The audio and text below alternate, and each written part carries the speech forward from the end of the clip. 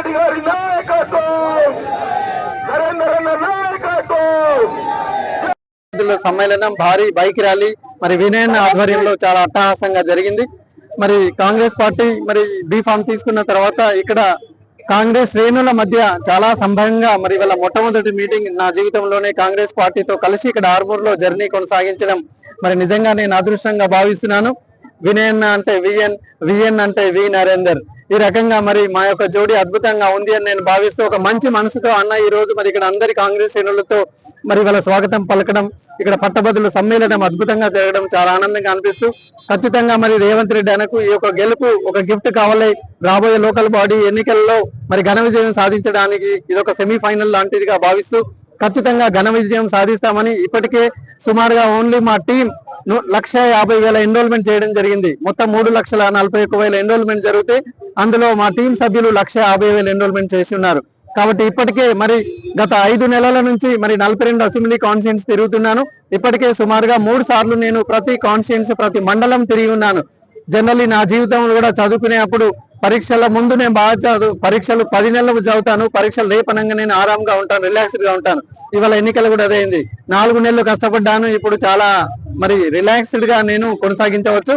మిగతా సభ్యులందరూ ఇప్పుడే కళ్ళు తెరిచి ఉన్నారు, మరి నేను మాత్రం చాలా అడ్వాన్స్ గా ఉన్నాను. పట్టభద్రులకు ఎన్నో మీటింగ్స్ గతంలో నేను ఏర్పాటు చేస్తున్నాను.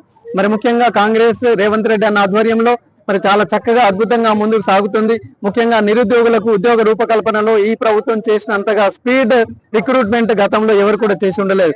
ఇప్పటికే 55,000 ఉద్యోగాలు నియామకాలు ఇవ్వడం జరిగింది. రాబోయే 2 సంవత్సరాల్లో ఇంకో 2 లక్షల ఉద్యోగాలు ఖచ్చితంగా ఇస్తారు అన్న ఆశాభావంతో నేనున్నాను.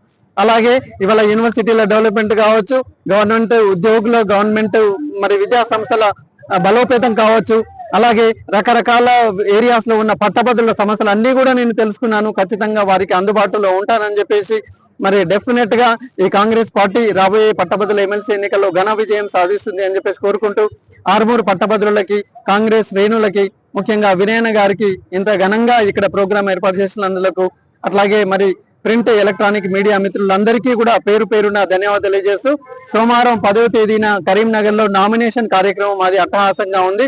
దానికి పిసిసి ప్రెసిడెంట్ మహేష్ కుమార్ గౌడ్ గారు, అలాగే 4 జిల్లాల ఇన్ఛార్జ్ మంత్రులు ఉత్తమ్ కుమార్ రెడ్డి గారు, కొండ సురేఖ గారు, అలాగే సీతక్క గారు, మరి మనకి ఇక్కడ జూపల్లి శ్రీనివాస్ గారు, అట్లాగే ఈ 4 జూపల్లి కృష్ణారావు గారు, అలాగే ఈ 4 జిల్లాల పరిధిలో ఉన్న 3 మంత్రులు దామోదర రాజనరసింహ గారు, శ్రీధర్ బాబు గారు, పొన్నం ప్రభాకర్ గౌడ్ గారు, వీరందరూ కూడా హాజరవుతున్నారు. కాబట్టి మరి పట్టభద్రులు కాంగ్రెస్ శ్రేణులందరూ కూడా అధిక సంఖ్యలో ఆ నామినేషన్ ప్రక్రియలో పాల్గొనాలని చెప్పేసి కోరుకుంటూ 27వ తేదీ జరిగే మరి ఎన్నికల్లో పుట్టుకూరి నరేందర్ రెడ్డి కాంగ్రెస్ అభ్యర్థికి మొదటి ప్రాధాన్యత ఓటు వేయాలని చెప్పేసి అభ్యర్థిస్తున్నాను.